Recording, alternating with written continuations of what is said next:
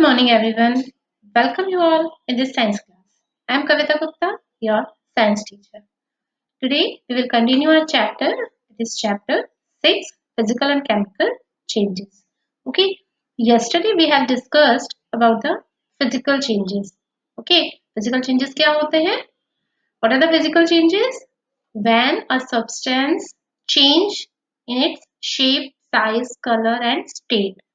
Okay, all these are the physical properties. Okay, when a substance changes its physical properties, the changes is called physical change. Okay, means ये जो shape size colour state ये सारी क्या है physical properties है. जब भी किसी सब्सटेंस की फिजिकल प्रॉपर्टी के अंदर चेंज होता है तो वो कौन सा चेंज कहलाता है? फिजिकल चेंज कहलाता है. And it would be reversible और इरिवर्सिबल, है ना. रिवर्सिबल भी हो सकता है वो और इरिवर्सिबल भी हो सकता है. Okay, and now today we discuss about the chemical change. कि what are the chemical changes. Okay, as you know chemical change is the one in which a new substance is form. ठीक है, physical changes में हमने देखा था कि कोई भी न्यू सब्सटेंस नहीं बन रहा था, है ना.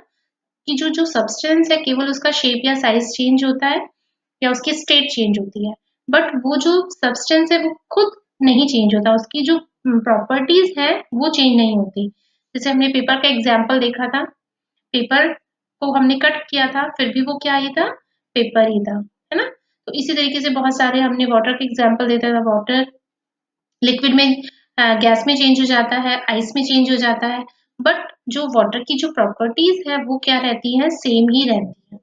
ओके, चाहे वो किसी भी स्टेट के अंदर हो. मीन्स कोई न्यू सब्सटेंस नहीं बन रहा है. बट केमिकल चेंजेस में क्या होता है, एक न्यू सब्सटेंस फॉर्म होता है, बनता है. As it was mentioned earlier, every substance is made up of small particles. ठीक है, जैसा कि मैंने आपको पहले भी बताया था कि जो जितने भी सब्सटेंस होते हैं वो आपकी छोटे छोटे स्मॉल पार्टिकल से मिलकर बनते हैं. If these particles undergo a change in their composition, a new substance will be formed. ठीक है, जब उन पार्टिकल्स के अंदर क्या होता है, उनकी कंपोजिशन में चेंज होता है तो क्या बनता है, तो क्या होता है, एक न्यू सब्सटेंस बनता है. और ये जो चेंजेस है ये कैसा चेंज कहलाता है, केमिकल चेंज. मीन्स एक सब्सटेंस की के अंदर अगर चेंज होता है और उसकी प्रॉपर्टीज ही चेंज हो जाती है, मीन्स इस टाइप का उसके चेंज है उसके अंदर कि उसकी जो प्रॉपर्टीज है वो ही क्या हो जाती है, वो अपनी प्रॉपर्टीज लॉस्ट कर देता है और नई प्रॉपर्टी उसके अंदर आ जाती है. मीन्स वो सब्सटेंस किसी दूसरे सब्सटेंस के अंदर चेंज हो जाता है. तो ये कहलाता है हमारा केमिकल चेंज. एक एग्जाम्पल से मैं आपको बताती हूँ. If you pass electric current into water, water हम जानते ही हैं, वाटर का केमिकल फॉर्मूला भी आप लोग जानते हैं, H2O. पढ़ा है ना, ये हमने पहले भी पढ़ा है. H2O तो हाइड्रोजन के एटम्स होते हैं और एक ऑक्सीजन का होता है इसके अंदर, है ना. तो क्या होता है, अगर हम वाटर के अंदर इलेक्ट्रिक करंट पास करते हैं तो क्या होगा, the particles of water break down into oxygen and hydrogen gas. तो जो वाटर के पार्टिकल्स हैं वो आपके ऑक्सीजन और हाइड्रोजन गैस में ब्रेक हो जाएंगे, है ना. The nature of oxygen and hydrogen particles is very different from water. और उन दोनों की जो प्रॉपर्टीज होती है हाइड्रोजन गैस और ऑक्सीजन गैस की, वो वाटर की प्रॉपर्टीज से क्या होती है, एकदम डिफरेंट होती है. So such change is called a chemical change और अ केमिकल रिएक्शन. ठीक है, तो इसे ही हम क्या बोलते हैं, केमिकल चेंज बोलते हैं. समझ में आया आप लोगों को डिफरेंस दोनों के अंदर, फिजिकल चेंज और केमिकल चेंज में. ठीक है, फिजिकल चेंज के अंदर न्यू सब्सटेंस नहीं बन रहा है, बट केमिकल चेंज के अंदर एक न्यू सब्सटेंस बन जाता है. ठीक है, जैसे मैंने यही आपको बताया, अभी वाटर का एग्जांपल दिया. H2O वाटर का कंपोजिशन होती है ये. ठीक है, H2O को मिलाकर हम क्या बोलते हैं, वाटर बोलते हैं. बट वाटर को अगर हम ब्रेक करें, है ना, या उसमें इलेक्ट्रिक करंट पास करें तो जो वाटर है वो आपका ब्रेकडाउन हो जाता है किसमें, हाइड्रोजन गैस और ऑक्सीजन गैस में. और दोनों की ही प्रॉपर्टीज आपकी वाटर की प्रॉपर्टीज से अलग होती है. वापस दोनों को मिक्स करेंगे तो वापस आपका क्या बन जाएगा, वाटर बन जाएगा. ठीक है, तो इस तरीके से क्या होते हैं, ये केमिकल चेंजेस होते हैं.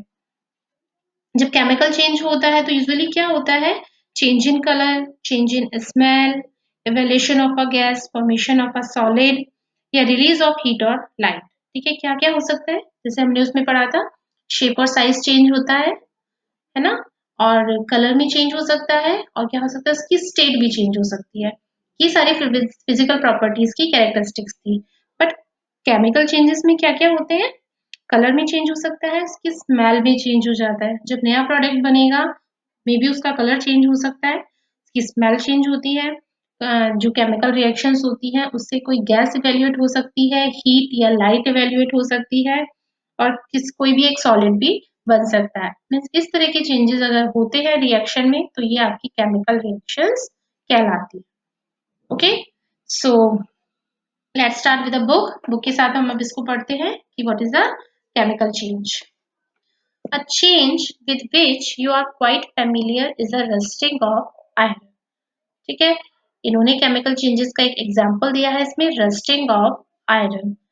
ये आप लोग पहले भी पढ़ चुके हैं। रस्टिंग, रस्टिंग मीन्स होती है जंग लगना। ठीक है, किसी भी मेटल को, जरूरी आयरन के अंदर होती है रस्टिंग, पर बहुत सारे जो मेटल्स होते हैं वो भी ऑक्सीजन के कांटेक्ट में आने के बाद क्या हो जाते हैं, उनके ऑक्साइड्स बन जाते हैं, और उनकी जो शाइनिंग है, ब्राइटनेस जो होती है उनकी, वो कैसी हो जाती है, डल हो जाती है। ठीक है, तो इस हमने इसमें आयरन का एग्जांपल दिया है, rusting of iron means iron के अंदर या लोहे के अंदर जंग लगती है।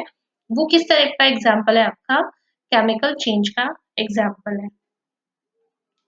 If you leave a piece of iron in the open for some time, ठीक है, थोड़ी देर के लिए अगर हम उसे छोड़ देते हैं ओपन एयर में, it acquires a film of brownish substance, तो उसके ऊपर एक ब्राउनिश लेयर आ जाती है। This substance is called rust and the process is called rusting. ठीक है, तो इस प्रोसेस को हम क्या बोलते हैं, रस्टिंग बोलते हैं, और जो न्यू सब्सटेंस, ब्राउनिश सब्सटेंस आ गया है वो कहलाता है आपका रस्ट। बहुत टाइम आपने देखा होगा, घरों में भी आपने ऑब्जर्व किया होगा, आयरन की जो भी चीजें होती हैं वो बहुत जल्दी कैसी हो जाती हैं, उसमें जंग लगने लग जाती है, और ब्राउनिश एक लेयर उसके ऊपर आ जाती है।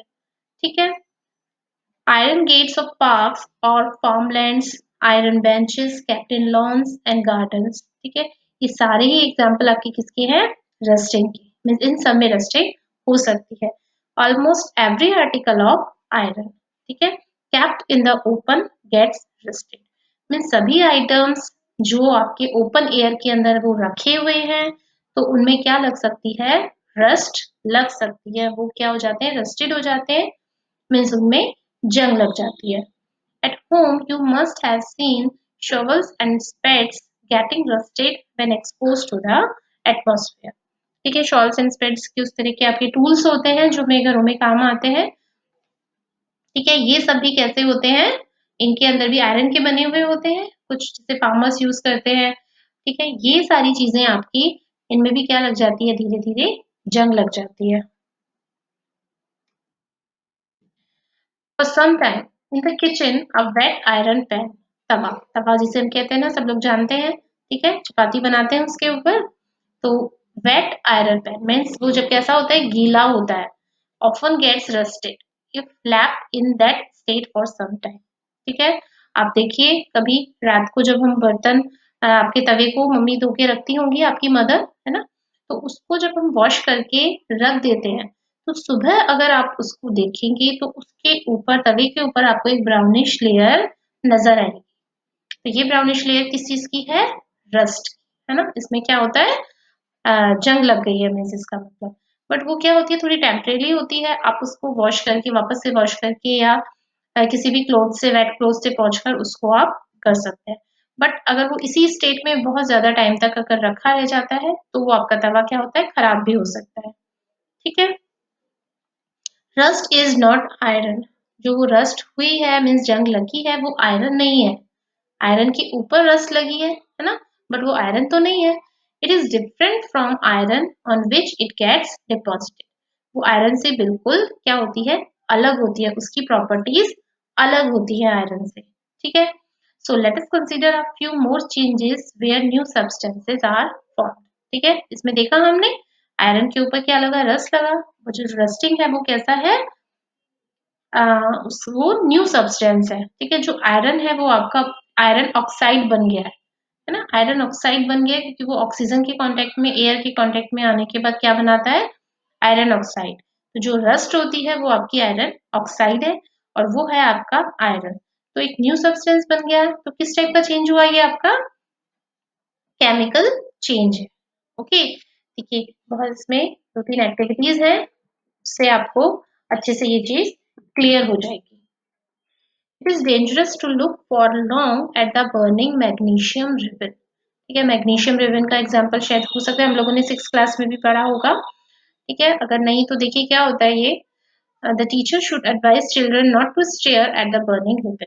मीन्स किसी भी जलती हुई चीज को, मैग्नीशियम रिबन जब जलता है, बर्न होता है, तो उसको कंटिन्यूअस नहीं देखना। स्टेयर मीन्स होता है कंटिन्यूअस उसको देखते रहना, है ना। तो ये आपको नहीं करना है। ओके ओके, सो देखिए एक्टिविटी क्या है। Get a small piece of a thin strip or ribbon of magnesium. Magnesium का हमको क्या लेना है, एक रिबन लेना है।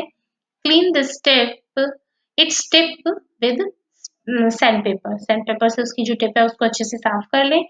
Bring the tip near a candle, और उसकी टिप को कहाँ लेकर आए, एक कैंडल के पास। कैंडल फ्लेम के लिए जलती हुई कैंडल के पास लेके आना है। It Burns with a brilliant white flame.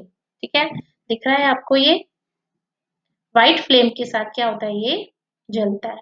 ये मैग्नीशियम रिबन है ना। ये मैग्नीशियम रिबन है, ये कैंडल है। कैंडल के पास हम इसको अगर लेकर जाते हैं तो ये व्हाइट फ्लेम के साथ क्या लगता है, जलने लगता है। दिख रहा है आपको ये मैग्नीशियम रिबन है ना। और इसको जैसे ही हमने कैंडल के पास रखा तो ये एक तरीके से जलने लगा है।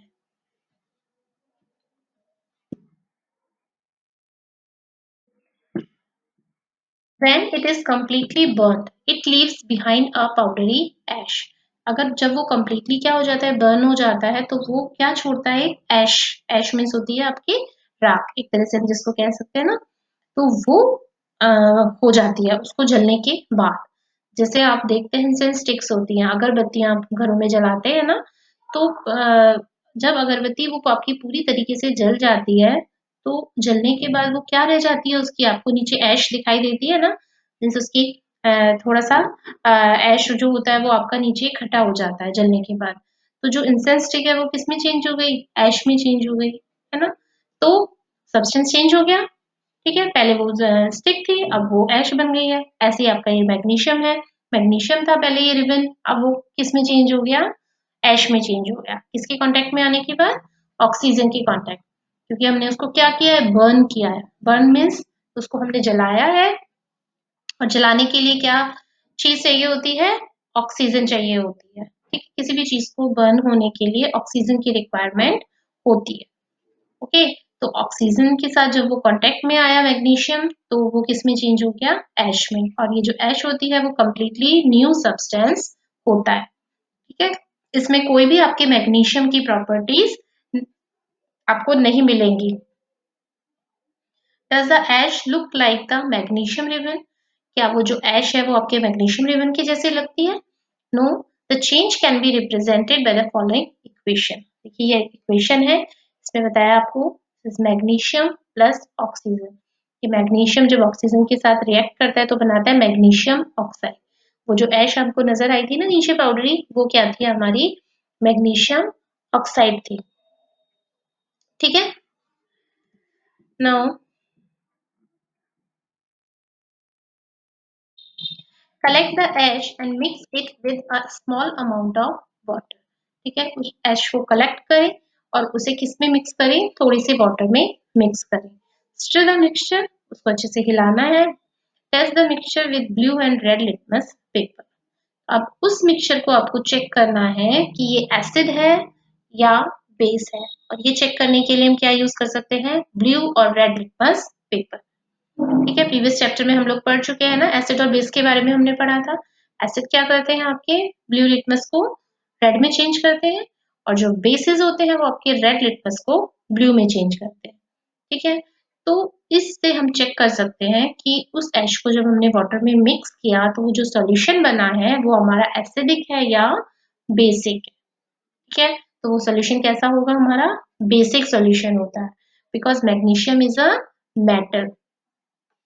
मैग्नीशियम क्या है, हमारा एक मेटल है, और कोई भी मेटल जब उसके साथ वाटर के साथ रिएक्ट करता है तो आपके क्या बनाते हैं, या ऑक्सीजन के साथ रिएक्ट करता है तो वो ऑक्साइड्स बनाते हैं। क्या बनाता है, ऑक्साइड्स बनाता है। और ये जो ऑक्साइड्स होते हैं वो कैसे होते हैं, नेचर में बेसिक होते हैं। ठीक है, देखिए अब, on the basis of this test how do you classify the aqueous solution, acidic और बेसिक। ठीक है, हम ऐसे कर सकते हैं। Does the mixture turn blue litmus red, क्या उसने ब्लू लिटमस को रेड किया, नो, उसने क्या किया, रेड को ब्लू किया। ठीक है, तो ये कैसा सॉल्यूशन है, बेसिक है। On dissolving the ash in water it forms a new substance. ठीक है, उस एश को जब हमने वाटर में डिजोल्व किया तो वापस से एक नया सब्सटेंस बन गया। मैग्नीशियम को जब हमने बर्न किया तो मैग्नीशियम ऑक्साइड बना, ऐश बनी, और उस ऐश को वापस जब हमने वाटर में मिक्स किया तो वापस से एक न्यू सब्सटेंस बन गया। This change can be written in the form of the following equation. ठीक है, ऊपर हमने देखी थी मैग्नीशियम के ऑक्सीजन के साथ, अब है मैग्नीशियम ऑक्साइड बना था, इस मैग्नीशियम ऑक्साइड को अब हमने वाटर के साथ, इसकी रिएक्शन है। ठीक है, मैग्नीशियम ऑक्साइड वो जो ऐश बन गई थी ना, वो क्या कहलाई थी, मैग्नीशियम ऑक्साइड, और इसको हमने जब वाटर के साथ किया तो मैग्नीशियम हाइड्रोक्साइड बन गया। ठीक है, MgOH2। इक्वेशंस अच्छे से डिटेल में आप लोगों को जब हायर क्लासेस में आ जाओगे ना 9th-10th में तो अच्छे से समझ में आएंगी। ठीक है, अभी केवल आप इतना ही देख लीजिए कि मैग्नीशियम जो ऑक्साइड था वो वाटर के साथ रिएक्ट करता है और क्या बना है, magnesium hydroxide. As you have already learn in chapter 5, magnesium hydroxide is a base. Magnesium hydroxide क्या होता है, बेस होता है। So magnesium oxide is a new substance formed on burning of magnesium. Magnesium hydroxide is another new substance formed by mixing magnesium oxide with water. ठीक है, तो जब भी हमने इसको मैग्नीशियम की रिएक्ट करवाया, हर बार हमें एक नया सब्सटेंस मिला। पहले मैग्नीशियम की ऑक्सीजन के साथ थी तो मैग्नीशियम ऑक्साइड मिला, मैग्नीशियम ऑक्साइड को वाटर के साथ रिएक्ट करवाया तो मैग्नीशियम हाइड्रोक्साइड हमें मिला। तो हर बार हमें एक नया सब्सटेंस मिल रहा है, और उस सब्सटेंस की जो प्रॉपर्टी है वो पहले वाले सब्सटेंस से एकदम क्या है, डिफरेंट। ठीक है, तो इस एक्टिविटी से आपको समझ में आया केमिकल रिएक्शंस क्या होती है ना। Now the next activity, activity 6.7, dissolve about a teaspoonful of copper sulfate। ठीक है, कॉपर सल्फेट का एक सॉल्यूशन है in about half a cup of water in a glass tumbler और अ बीकर। ठीक है, ग्लास के अंदर या किसी भी बीकर के अंदर हमने क्या लिया, हाफ कप ऑफ वाटर, और उसके अंदर हमने क्या मिक्स किया है, 1 teaspoon copper sulphate. Copper sulphate भी क्या होता है, एक तरह का केमिकल ही है, उसको हमने वाटर में मिक्स कर दिया, वाटर में ये कम्प्लीटली मिक्स हो जाता है। ठीक है, now add a few drops of dilute sulphuric acid to the solution. अब उसमें सॉल्यूशन में हमने क्या ऐड किया, थोड़ा सा सल्फ्यूरिक एसिड, एक एसिड डाला है हमने। You should get a blue colour solution. ठीक है, देखिए इसके अंदर तो हमें कलर अच्छे से नजर नहीं आ रहा है, बट ये किस तरह का सॉल्यूशन है आपका, ब्लू कलर का। आप अपनी अगर बुक के अंदर देखेंगे तो ये ब्लू कलर का सॉल्यूशन है कॉपर सल्फेट का। वाटर है प्लस इसमें कॉपर सल्फेट है और थोड़ा सा सल्फ्यूरिक एसिड है। ठीक है, तो ये क्या है आपका कॉपर सल्फेट का सॉल्यूशन, और क्या है इसका कलर, क्या है इसका, ब्लू। ठीक है, अब देखिए क्या करना है, drop a nail or a used shaving blade into the remaining solution. नहीं सॉरी, थोड़ा रह गया। You should get a blue color solution. Save a small sample of the solution in a test tube or a small glass bottle. ठीक है, तो आपको क्या करना है, इस बीकर में से थोड़ा सा सोल्यूशन लेके अलग आपको रखना है। ठीक है, थोड़ा सा सोल्यूशन अलग रख लीजिए और बाकी सोल्यूशन के अंदर हमें क्या करना है, बाकी सोल्यूशन के अंदर हमें ये ब्लेड, शेविंग ब्लेड जो होती है ना, जो यूज की हुई हो कैसी भी, वो आपको इसके अंदर डालनी है। ठीक है, दिख रही है आपको इस वाटर के अंदर, यहाँ देखिए ये इन्होंने क्या डाली है, ये शेविंग ब्लेड डाल दी, कॉपर सल्फेट के सोल्यूशन के अंदर ये शेविंग ब्लेड डाल दिया। अब क्या होगा, wait for half an hour और सो। ठीक है, आधा घंटा आपको वेट करना है। Observe the colour of the solution, अब इसके कलर को आप ऑब्जर्व करिए। Compare it with the color of the sample solution saved separately। ठीक है, अब उस सॉल्यूशन को आपने जो सैंपल रखा हुआ था ना अलग से हमने कॉपर सल्फेट का, उस सॉल्यूशन के साथ इस वाले सॉल्यूशन को हमें क्या करना है, कंपेयर करना है। ठीक है, आपको क्या नजर आएगा, do you see any change in the colour of the solution? Yes, इसका जो कलर है आपका ये पूरी तरीके से क्या हो गया है, चेंज हो गया है ना। अब do you see any change in the colour of the solution? Take out the nail और द ब्लेड, ब्लेड को आप बाहर निकालिए। Has it change its in any way? क्या उसका भी कलर चेंज हुआ है? यस, ब्लेड का भी कलर चेंज हो गया है। The changes that you notice are due to a reaction between copper sulfate and iron. The change of color of the solution from blue to green is due to the formation of iron sulfate, a new substance. The brown deposit on the iron nail is copper, another new substance. We can write the reaction as. देखिए हुआ क्या है,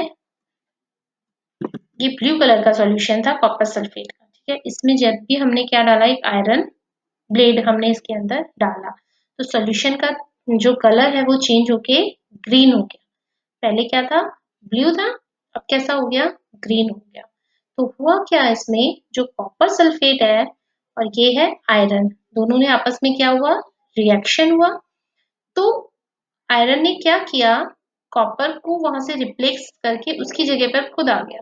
means copper sulphate की जगह अब क्या बन गया, आयरन सल्फेट बन गया और कॉपर अलग हो गया। देखिए ये रिएक्शन देखिए आप यहाँ पर,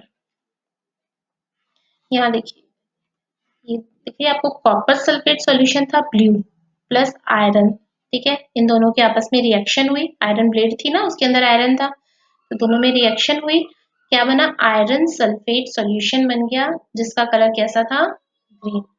सॉल्यूशन का कलर चेंज हो गया ना ग्रीन, तो किसकी वजह से हुआ, आयरन सल्फेट की वजह से। पहले था वो कॉपर सल्फेट सॉल्यूशन, अब जब आयरन को हमने उसके अंदर डाला तो सल्फ कॉपर यहाँ से हट गया और इसकी जगह क्या आ गया, आयरन। तो यहाँ बन गया आयरन सल्फेट सॉल्यूशन और उसका जो कलर है वो कैसा हो गया, ग्रीन हो गया, और प्लस कॉपर अलग रह गया, ब्राउन डिपॉजिट। ठीक है, अब हम जो आयरन नेल है, ये जो ब्लेड है, इसका भी कलर क्या हो जाता है, चेंज हो जाता है और ये कैसी हो जाएगी, ब्राउन कलर की हो जाएगी। और वो किसकी वजह से, कॉपर की वजह से। कॉपर आपने देखा ना ब्राउन कलर का ही होता है। तो दोनों का ही कलर चेंज हो गया, सॉल्यूशन का भी कलर चेंज हुआ और ब्लेड का भी कलर चेंज हो गया।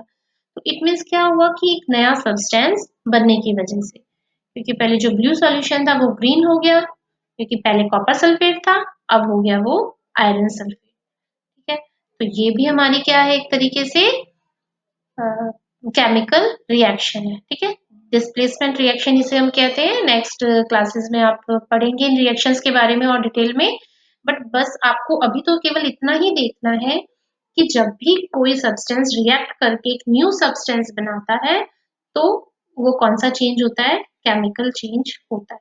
ठीक है, अभी बस आपको इतना ही ध्यान में रखना है, पहले ब्लू कलर का सोल्यूशन था वो चेंज होके ग्रीन कलर का हो गया, मीन्स कलर के अंदर उसमें चेंज हो गया सोल्यूशन के। तो इट मीन्स कौन सा चेंज है ये, केमिकल चेंज। फिजिकल चेंज में भी कलर चेंज होता है, हमने देखा था आयरन को जब हमने गर्म किया था तो वो रेड हो गया था, वापस ठंडा करने पर फिर वो हो गया था। बट इसमें ऐसा नहीं कर सकते, हम इसको वापस रिवर्स नहीं कर सकते। आयरन सल्फेट अगर एक बार बन गया, अब इसमें वापस हमने कॉपर डाल दिया, तो ऐसा नहीं है कि वापस से कॉपर सल्फेट बन जाएगा और आयरन अलग हो जाएगा, ऐसा नहीं होता। ये रिएक्शन एक बार जो हो गई वो ठीक, वो हो गई है ना, अब इसे वापस हम बैक नहीं कर सकते, इस रिएक्शन को वापस रिवर्स नहीं कर सकते। ठीक है, तो ये जो रिएक्शंस होती हैं वो आपकी इरिवर्सिबल होती है।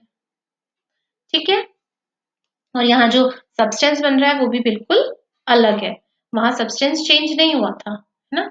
आयरन आयरन ही था, आयरन को गर्म हमने किया, रेड हो गया, बट वो तभी भी आयरन था, और ठंडा होने पर वापस वो पहले वाली अपनी पोजीशन में आ गया, तो भी वो आयरन ही था।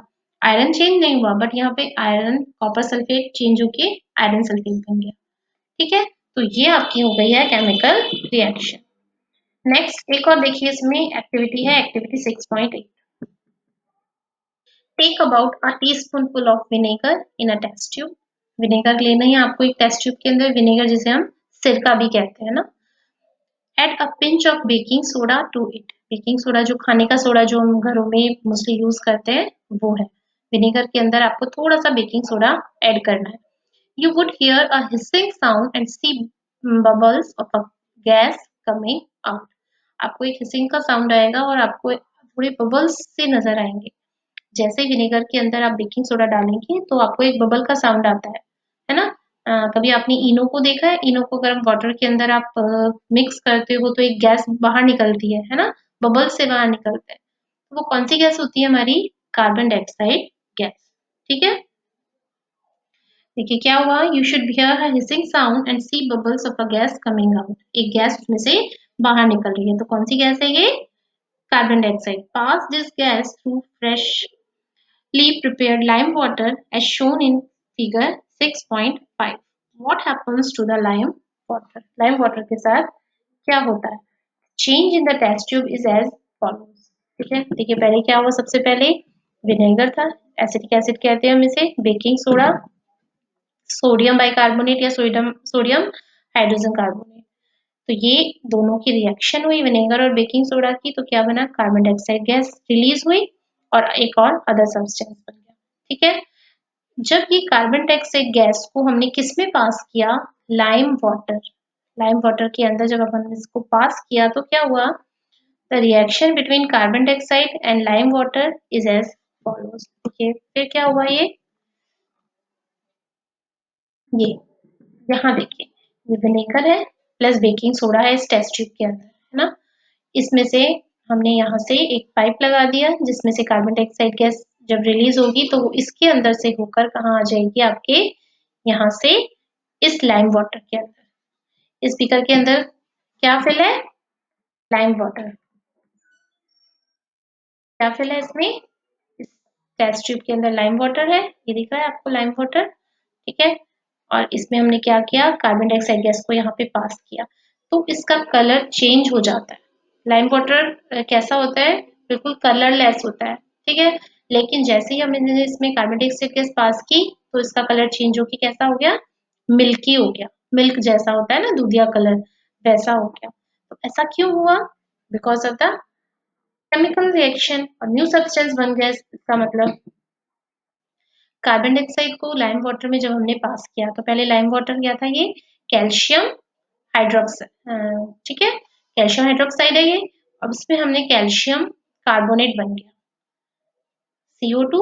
CO2 को जब लाइम वाटर के साथ हमने कार्बन डाइऑक्साइड गैस को जब लाइम वाटर के अंदर पास किया तो कैल्शियम कार्बोनेट बन गया, CaCO3 प्लस वाटर। ये CaCO3 बना है जिसकी वजह से इसका जो कलर है वो कैसा हो गया? मिल्की हो गया। लाइम वाटर कैसा था पहले? कलरलेस था। अब ये कैसा हो गया? मिल्की हो गया। किसकी वजह से? कैल्शियम कार्बोनेट बन गया क्योंकि इसके अंदर। ठीक है, तो ये भी क्या है? एक आपकी केमिकल रिएक्शन है। दिख रही है आपको कि मीन्स इसका कलर चेंज हो गया है। तो ये सारी रिएक्शंस भी कैसी हैं? आपकी chemical reactions है। ठीक है, when carbon dioxide gas is passed through lime water, calcium carbonate is formed which makes lime water milky। जिसने lime water को क्या बना दिया? मिल्की बना दिया। The turning of lime water into milky is a standard test of carbon dioxide। Carbon dioxide को test करने के लिए भी ये रिएक्शन की जाती है। You will use it in chapter 10 to show that the air we breathe out is rich in carbon dioxide।